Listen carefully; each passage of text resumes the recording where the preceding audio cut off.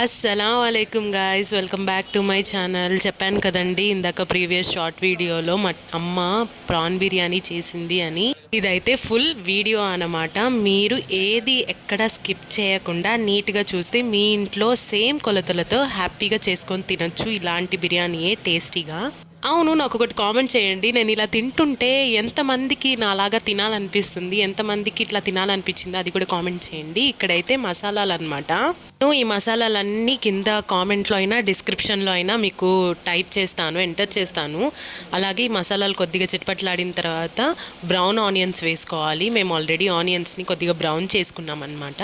ఆయిల్లో కొద్దిగా onions brown అవ్వనివ్వాలి. అయిన తర్వాత టొమాటో పేస్ట్ని యాడ్ చేసుకోవాలి. మేమైతే బిర్యానీస్లో కలర్ ఏమి యాడ్ చేసుకోమో మీకు ఆల్రెడీ చెప్పాను నేను.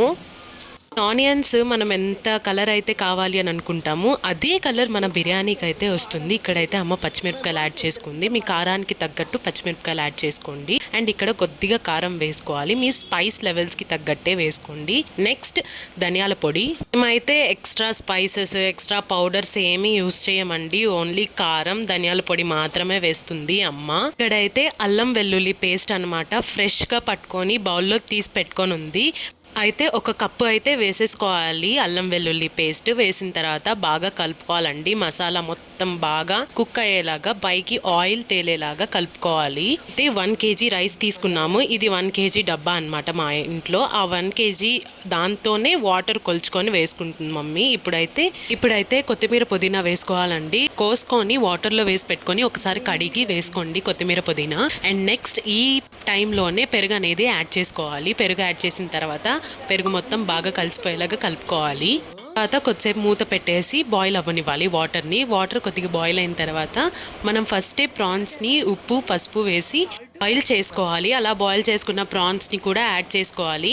ఇదే టైంలో రైస్ కూడా యాడ్ చేసేసుకోవాలి. మేమైతే ఇక్కడ బాస్మతి రైస్ తీసుకుంటున్నాము. బాస్మతి రైస్ అయినా ఏ రైస్ అయినా కానీ మనం బిర్యానీ చేసుకునే ఒక 1/2 hour ముందు నానపెట్టుకుంటే టేస్ట్ అనేది బాగుంటుంది. అలాగే రైస్ అనేది బాగా ఉడుకుతుంది.